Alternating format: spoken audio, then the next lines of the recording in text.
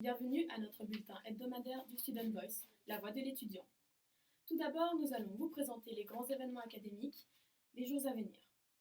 Dans la seconde partie de notre bulletin, nous vous présenterons l'actualité de quelques élèves et membres de la communauté CDL qui ont vécu des moments inoubliables ces derniers jours. Tout à fait. Alors commençons par les grands événements académiques des jours à venir.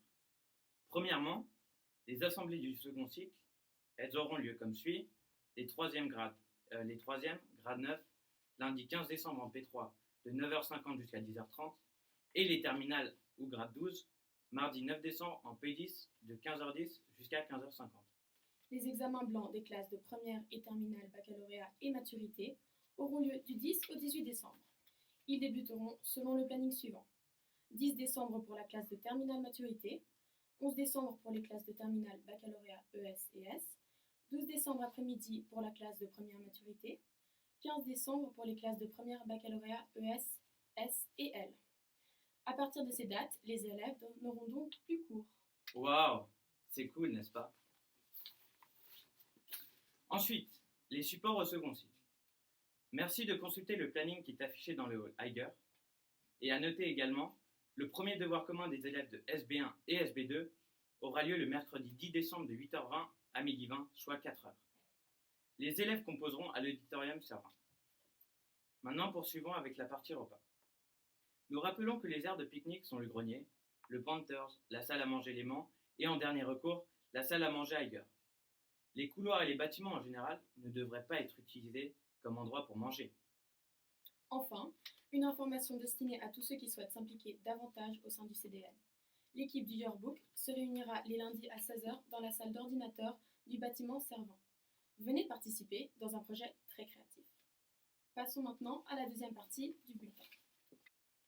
Donc, les élèves de second baccalauréat ont eu la chance d'assister à 3 audiences au tribunal de Genève qui portaient sur les infractions à la législation sur les stupéfiants, sur les séjours illégaux sur le territoire suisse et encore sur la violation des règles de la circulation routière.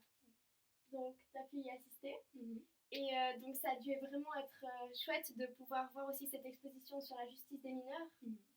Et donc, ça a dû être une expérience inoubliable. Et sans doute que certains d'entre vous se sont vus plus loin dans des études de droit.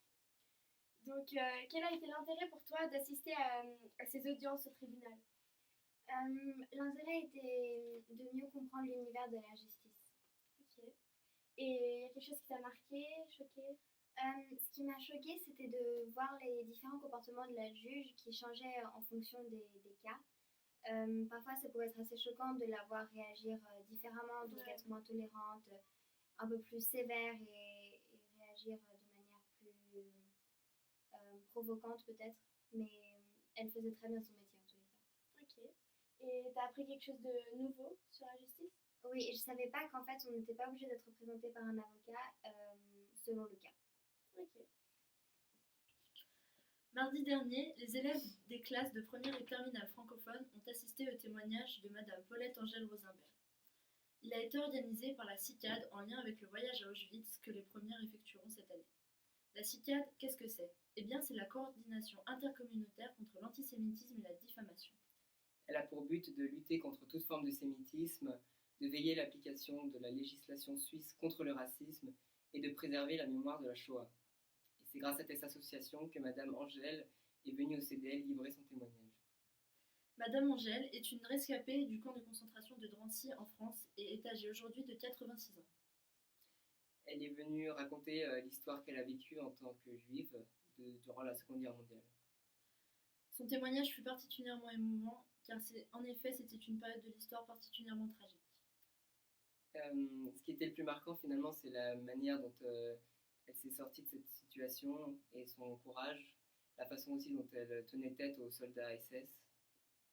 On a aussi appris que c'est grâce à une loi qui n'a duré malheureusement que pendant un mois, qui faisait que les enfants de moins de 17 ans avaient le droit d'être sauvés ou du moins envoyés dans une maison d'accueil.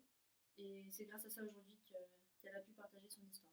Et cette intervention nous a permis d'éclaircir cette période floue qu'était la Seconde Guerre mondiale et de pouvoir préserver le devoir de mémoire. Dans le cadre des TPE en classe de première, nous nous sommes rendus à Venise le week-end du 14 au 16 novembre dernier. Alors tout d'abord, qu'est-ce qu'un TPE? Les TPE sont les travaux personnels encadrés. C'est un travail de groupe qui se présente sous la forme d'un examen oral et d'un examen écrit et qui compte pour l'obtention du baccalauréat français. Alors, notre sujet TPE porte sur la ville vénitienne et notre problématique est peut-on et doit-on sauver Venise? Alors, pourquoi est-ce que ça a été essentiel de faire ce voyage? Tout d'abord, ça nous a permis de nous imprégner des lieux et d'avoir une vision globale de ce qui se passait dans cette ville, donc des dégâts environnementaux et des autres dégâts comme touristiques. Donc, le voyage à Venise a été possible grâce au contact des deux guides. Ensuite, nous avons réservé l'hôtel et voilà. Et ensuite, donc, nous sommes arrivés vendredi. Nous avons fait des sondages. On a surtout interviewé des étrangers qui étaient venus à Venise pour le week-end. Ensuite, le samedi, on a fait 2 tours avec 2 guides différentes qui ont des spécialités totalement différentes les unes des autres. Et le dimanche, nous avons visité l'Accademia, un musée d'art vénitien. Et ensuite, nous avons continué les sondages. Donc, on a surtout beaucoup appris sur l'art à Venise, particulièrement l'art classique. On n'a malheureusement pas eu le temps d'aller au musée d'art moderne du Guggenheim, mais ça nous a permis d'avoir vraiment une vue d'ensemble sur l'art et puis sur le ressenti des touristes aussi.